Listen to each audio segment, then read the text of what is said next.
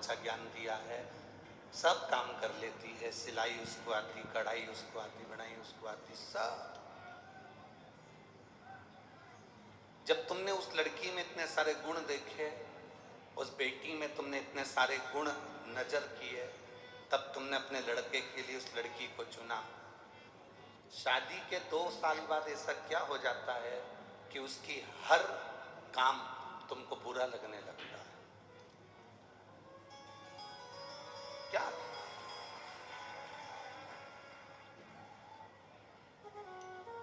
मतलब शास्त्र झूठ नहीं कहता, शास्त्र सत्य कहता है, इसलिए इसको सत्यम शिवम सुंदरम कहते हैं। गुण देखने की दृष्टि भी हमको परमात्मा ने दी है और अवगुण देखने की दृष्टि भी हमको परमात्मा ने दी। शादी के पहले लड़की को सास इतनी अच्छी लगती है, मम्मी बिल्कुल तुम्हारे जैसा नेचर है उनका, मेरी सास का इतना अच्छा नेचर है, इतना प्रेम करती है, मेरे को बार बार फोन लगाती है, हर 2-3 दिन में फोन आ जाता है, अभी तो हमारी शादी नहीं हुई पर इतना प्रेम हमारी सास का है। फिर बहू की दृष्टि में ऐसा क्या हो जाता है कि उसको सास प्रिय नहीं है? सास की दृष्टि में ऐसा क्या हो जाता है कि उसको बहू प्रिय नहीं लगती? भाई भाई के लिए अपना भोजन छोड़ देता है, जब तक भाई नहीं आता तब तक भोजन नहीं करता। धीरे धीरे ऐसी क्या दृष्टि हो जाती है कि भाई भाई का मुख देखना पसंद नहीं करता। ये 2 दृष्टि परमात्मा ने हमको दी, एक अच्छा देखने की, एक बुरा देखने। अच्छा भी आप इन दृष्टि से देखते हो और बुरा भी आप इन दृष्टि से देखते हो। हमारा तो शिव महापुराण में बस इतना सा निवेदन है, अगर आप किसी की बहुत बड़ाई कर रहे हो, बहुत प्रशंसा कर रहे हो, तो उसमें फिर बुराई मत देखो। गुलाब के साथ में थोड़े बहुत कांटे रहते हैं, हम गुलाब चुनने वालों में से हैं, कांटे चुनना नहीं जानते से हैं, कांटे चुनना नहीं जानते। थोड़ी बहुत बुराई सब में भरी पड़ी है। ऐसा कोई संसार का व्यक्ति बता दो जिसमें बुराई ना हो।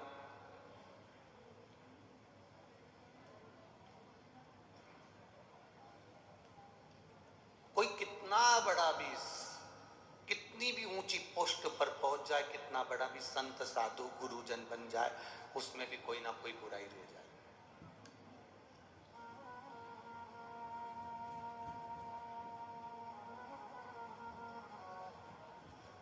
जिसमें बुराई नहीं है वो गौ माता कहलाई है।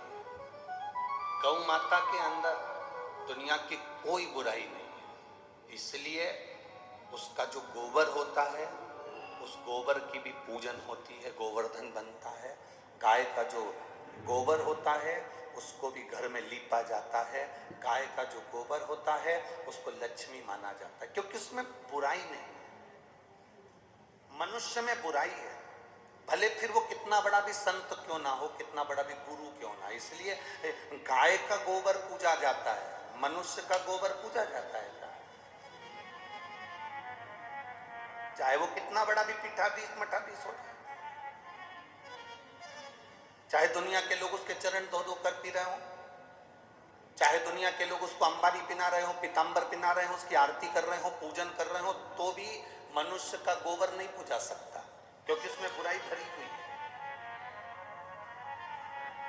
गौ माता की अंदर बुराई नहीं है, वो अपने बच्चे का दूध का हिस्सा तुमको पिला देती है,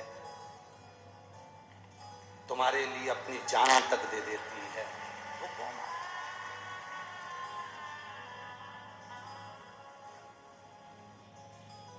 अब जैसे गौ माता में बुराई नहीं है, संसार में अगर भगवान ने हमको जन्म दिया है तो हम क्यों बुराइयां छाटे, हम क्यों एक जरा सा फेसबुक पे किसी ने उल्टा सीधा कमेंट्स कर दिया और कह दिया कि वो व्यक्ति ऐसा है, और तुमने उसमें कमेंट्स डालना चालू कर दिया, हाँ वो तो ऐसा ही है, वो तो वैसा ही है। तुम्हें क्या करना उससे?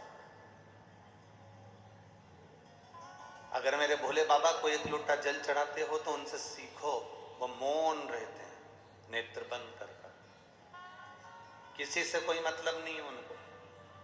जब मौका मिलता है तब नेत्र खोलते हैं, दर्शन का आनंद लेते हैं और जगत का कल्याण करते हैं।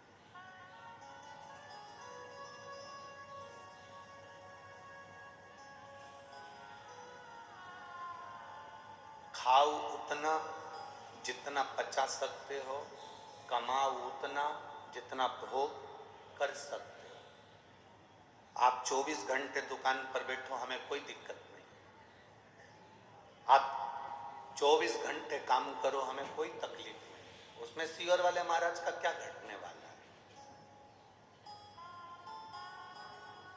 पर 24 घंटे दुकान पर बैठ रहे हो, सुबह 8 बजे से लेकर रात को 11 बजे तक दुकान पर बैठे हो, व्यापार कर रहे हो, कमा रहे हो, तो आपसे निवेदन है कि तुम्हारे सामने से कोई मूंगफली वाला निकले, कोई अच्छा फल वाला निकले, कोई अच्छी दुकान वाला निकले, तो निवेदन है कमा कमा कर केवल गुल्लक में मत रखना, थोड़ा अपने ऊपर खर्च भी करना। भूखे रह लेते हो और दिन भर दुकान पर लगे रहो। किसके लिए कमा रहे हो? मन कर रहा है मूंगफली खा लो, पर ग्राहक खड़े हैं। मन कर रहा है कि सेब खा लूं, पर ग्राहक खड़े। मन कर रहा है कि बीज जाम खा लूं, पर ग्राहक खड़े। मन कर रहा है कि गन्ने का रस पी लूं, पर ग्राहक खड़े। ये ग्राहक तो समय पर आते रहेंगे, पर अपने शरीर का भी ध्यान दो। प्रथम सुख क्या है? जम के बोलो, प्रथम सुख निरोगी काया। अगर काया का सुख नहीं है तो कोई आनंद नहीं।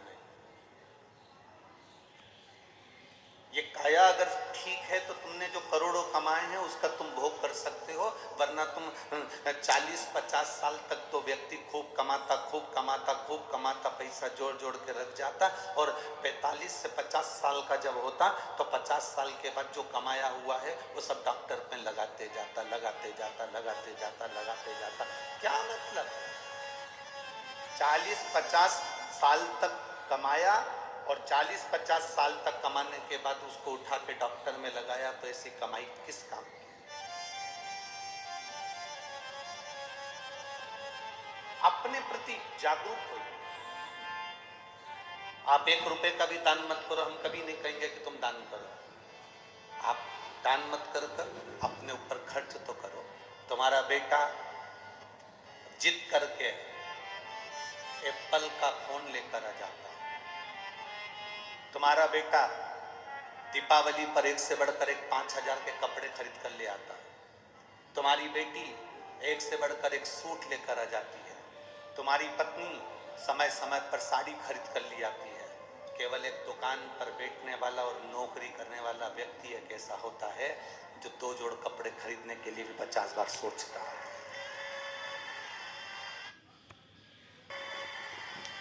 खेत में काम करने वाला किसान 50 बार सोचता है कि मैं कपड़े खरीदूं कि ना खरीदूं।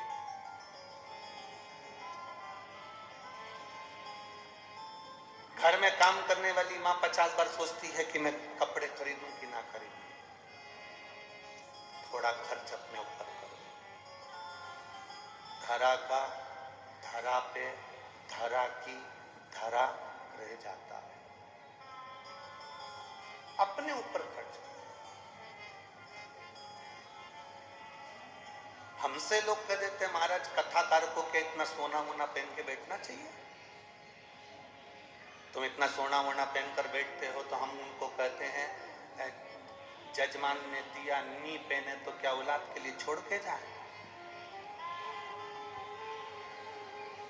आज आप स्वयं, हम दूसरे की बात नहीं कहेंगे, अपने भीतर से प्रसन्न रहना सीखो। कोई दूसरा आपको प्रसन्न नहीं करेगा। माता कौशल्या के घर में राम जी जन्मे थे तो माता कौशल्या जी ने सबसे पहला काम एक किया था। जब माता कौशल्या जी के घर में राम जी का जन्म हुआ था तो कौशल्या ने सबसे पहला काम करा था, राम जी को रुलाया था। बोलो सही है कि गलत है? स्तुति पढ़िए। माता पुनि बोली सोमति डोली तजौ तात या रूपा की जय शिशुलीला अति प्रिय शीला यह सुख परम अनूपा सुनी बचन सुजान रोदन ठाना। कौशल्या जी ने कहा राम तुम जन्मे हो, मैंने भगवान से पुत्र मांगा था, तुम तो परमेश्वर बनकर जन्मे, मुझे बेटा चाहिए। तो भगवान ने पूछा बेटा कैसा होता है, तो के जन्म लेने के बाद छोटे हो जाओ और रोना चालू कर दो। कौशल्या जी ने जब राम जी से रोने की बात कही तो राम जी ने पूछ लिया कि माँ मुझे तुम रुलाना क्यों चाहती हो।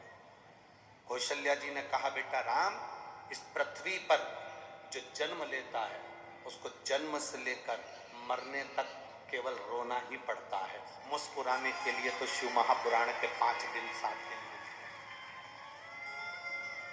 ये 7 दिन का जो मेला है, ये 5 दिन का जो मेला है, ये मुस्कुराने का मेला है।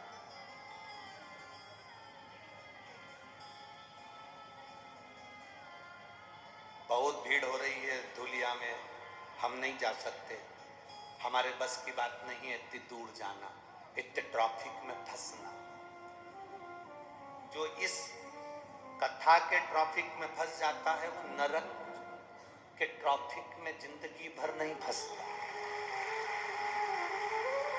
हम नहीं जा सकते, हमारे बस की बात नहीं है भैया, बहुत दूर है।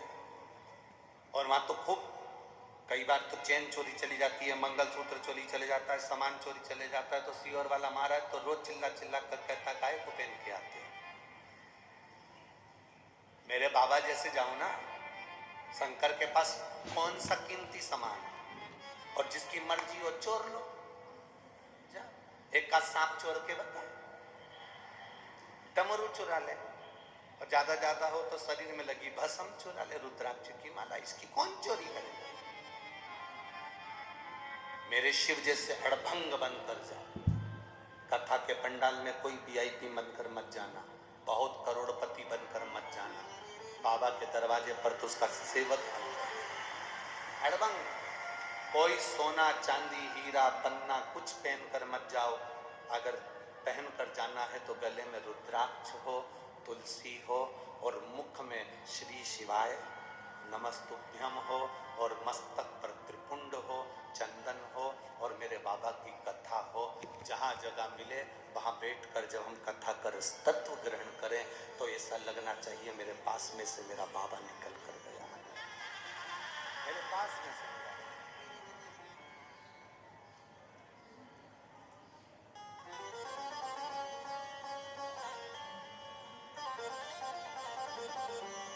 तुम्हारी जितनी कीमती वस्तु है घर छोड़ दो। 21 तारीख से 25 तारीख तक जब नासिक में कथा रहे, अपनी कीमती वस्तुओं को लेकर नहीं आना, छोड़ दो घर।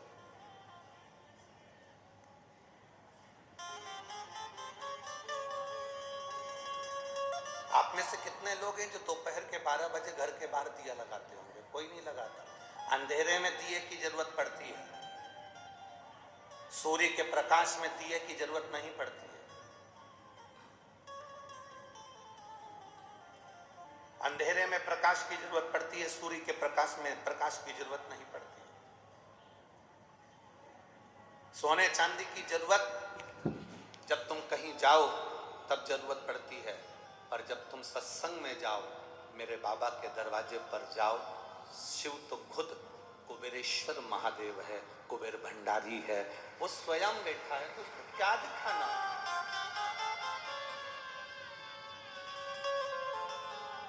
हाँ, घर में रहो ना तब खूब अच्छे तुम्हारे पास में जो जो रखी सामग्री है सब पहनो, जितनी अच्छी अच्छी साड़ी हो रोज अलमारी में, ऐसा नहीं कि तुमने जमा के रख दी, ये मैं छोरा की शादी में पहनूंगी, ये मैं देवर के लड़के की शादी में पहनूंगी, ये मैं उसकी शादी में पहनूंगी, मैं एक किटी पार्टी में पहनूंगी, ये मैं कहीं पर शादी की सालगिरह में जाऊंगी तब पहनूंगी।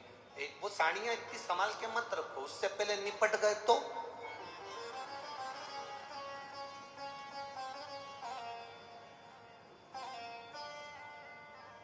एक पत्नी पति के साथ घूमने के लिए गई विदेश, वहां से एक हार लिया नेकलेस, पति ने कहा पहन ले, पत्नी बोलती नहीं, जब अपनी शादी की सालगिरह आएगी तब पहनूंगी। रख लिया, इंडिया आ गई, भारत में आने के बाद में उसने पति ने कहा आज अपनी शादी की सालगिरह है पहन ले, पत्नी कहती है नहीं, अब देवर के लड़के की शादी निकल गई, अब तो मैं जब ही पहनूं। शादी होने वाली थी जून में, अप्रैल में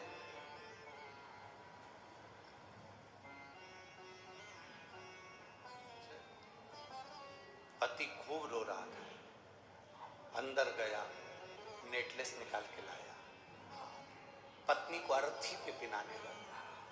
बॉडी दोस्त कहते पागल हो गया है, मर चुकी है,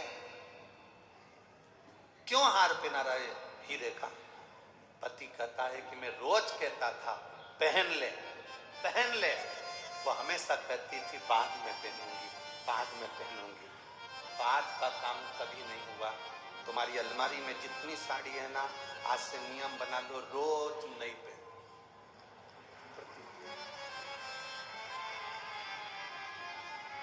कहा गुरुजी हमें कौन देखेगा? कोई नहीं देखे। जो पति तुमको ब्याह कर कर लेकर आया है, वो भी अगर तुमको तुम्हारे रोज नई साड़ी में देखेगा तो परमेश्वर खुश हो गया, समझ लो। कहा